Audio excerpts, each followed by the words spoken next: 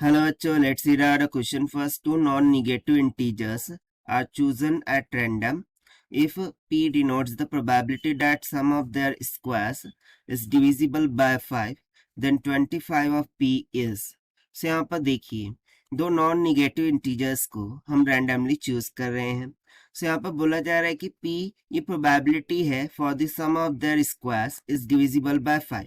सो हमें 25 of p का value यहाँ पर कैलकुलेट करके बतानी है. सो स्टार्ट करते हैं हम सोल्यूशन से, but before of its let's talk about the key concept which we are going to use here for this question. So यदि मैं यहाँ पर बात करूँ सिंपली प्रोबेबिलिटी की, ठीक है. सो जो प्रोबेबिलिटी ऑफ इवेंट होता है that is nothing but is equals to the favorable outcomes, ठीक है, favorable outcomes divided by the total outcomes, right, यही होता है. सो हमें सिंपली यहाँ पर फेवरेबल और टोटल आउटकम्स फाइंड आउट करने होंगे. सो देखते हैं फिर हम इसको. तो सबसे पहले देखिए हमने दो निगेटिव इंटीजर्स को सिलेक्ट किया है और वो भी रैंडमली, इसके लिए कोई भी सेट डिफाइन नहीं है. सो वो उनका स्क्वायर का सम डिविजिबल बाय 5 होना चाहिए. सो मैंने मान लिया कि एक मैंने सिलेक्ट किया x जो कि इक्वल्स टू है 5m प्लस r के, और सेकंड मैंने सिलेक्ट किया y, ठीक है, जो कि इक्वल्स टू है 5n प्लस 5 के इक्वल, ठीक है. सॉरी 5 नहीं आएगा यहाँ पर, एक अनदर वेरिएबल हम लेंगे s, not 5, this should be s. अब यहाँ पर देखिए जहाँ पर हम एक कंक्लूजन लिख देंगे कि जो m और n है ये बिलोंग करते हैं इंटीजर को, क्योंकि हमें इंटीजर ही तो सिलेक्ट करना है. And the value of r ये ग्रेटर दैन इक्वल्स टू 0 होगा but less than equals to 4 होगा, क्योंकि हमें 5 से डिविजिबिलिटी चेक करनी है. सो उससे एक कम कितना होगा 4, ठीक है. सो 4 ही सिलेक्ट कर सकते हैं. उसी तरीके से s should be greater than equals to 0 but less than is equals to क्या होना चाहिए, 4 होना चाहिए. सो चलिए अब हम यहाँ पर उसका स्क्वायर करके सम देखते हैं. सो एक्स स्क्वायर प्लस में y का square that would be equals to 5m plus r the whole square plus में यहाँ पर क्या हो जाएगा 5n प्लस s का whole square. So a plus b bracket square का फॉर्मूला लगाते हैं. सो यहाँ से क्या हो जाएगा 25m का स्क्वायर प्लस में r का स्क्वायर प्लस में 5 टू ज़ 10 टाइम्स ऑफ एम आर हो जाएगा, प्लस में 25 ऑफ n का स्क्वायर प्लस में s का स्क्वायर प्लस में 5 टू ज़ 10 एन s हो जाएगा, राइट.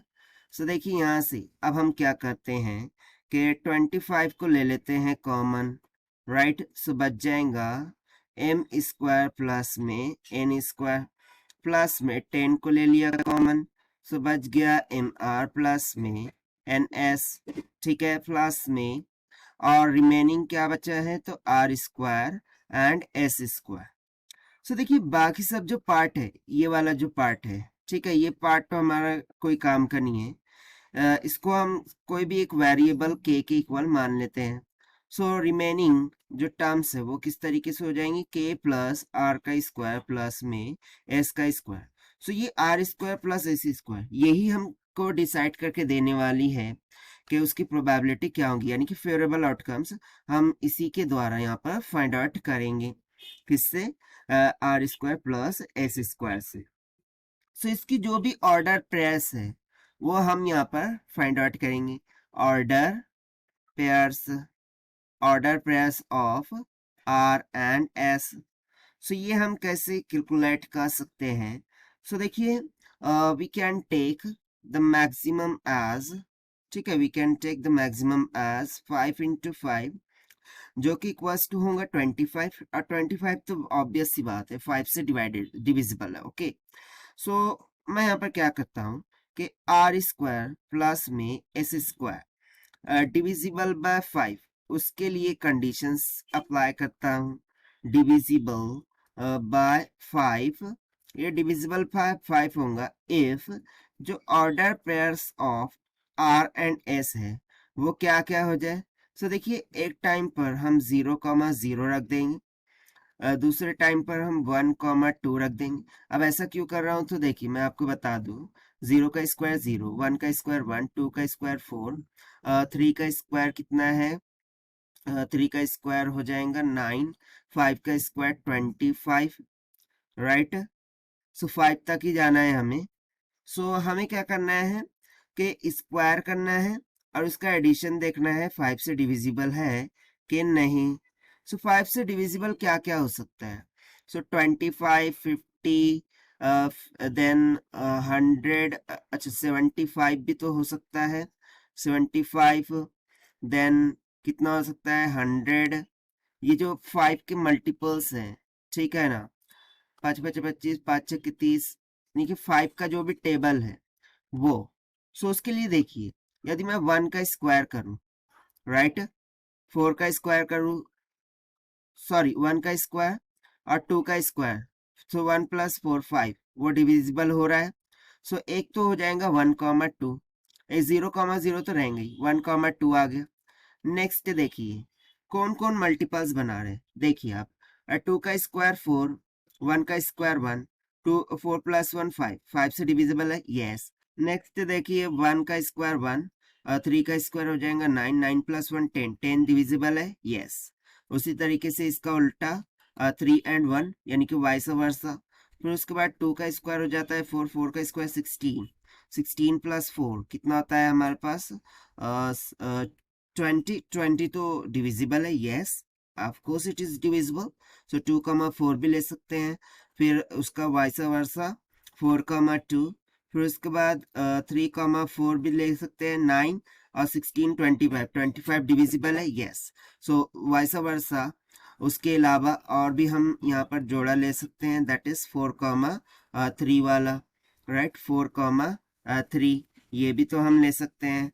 सो यहाँ पर देखिए इतने सब ये जितने भी रिक्वायर्ड आउटपुट्स है, ठीक है, इनके द्वारा हम डिविजिबिलिटी चेकआउट कर सकते हैं। अच्छा 1 + 9 25 इटसेल्फ वो भी तो आएगा। तो देखिए इतनी ही ऑर्डर पेयर्स है जो कि हमारा स्क्वायर करके सम हमें मल्टीपल ऑफ 5 दे सकता है ताकि वो डिविजिबल बाय 5 हो सके। यहाँ पर हमने 5 लेफ्ट कर दिया था। सो ये काउंट कीजिए कितने आता है, 1 2 3 4 5 6 7 8 एंड 9।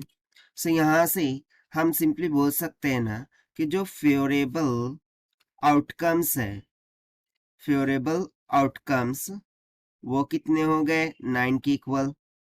अच्छा टोटल आउटकम्स वो तो हमने ऑलरेडी निकाल के रखे थे, total outcomes that are nothing but equals to कितने थे वो 25, राइट। टोटल आउटकम्स यहाँ पर हमने निकाला ना, ठीक है, ये टोटल आउटकम्स है 25। सो हम रिक्वायर्ड प्रोबेबिलिटी फाइंड आउट कर सकते हैं। तो यहाँ से हम सिंपली बोलेंगे कि जो रिक्वायर्ड प्रोबेबिलिटी होंगी that would be equals to favorable outcomes 9 divided by the total outcomes 25। और ये हमें अकॉर्डिंग टू क्वेश्चन पी की इक्वल दे रखा था, बट हमें क्या करना था, हमें फाइंड करना था value of what, let me have a look, 25 of p. So 25 of p will be equals to क्या हो जाएगा 25 इंटू 9/25, ये दोनों हो गए कैंसिल आउट। ये सिंपली हमें कितना मिल गया 9 के इक्वल। और यही हो जाएगा हमारा आंसर फॉर दिस क्वेश्चन जो कि हमने सॉल्व किया है by using the concept of probability से। So this is the required solution. I hope you understood it well. Best of luck, thank you.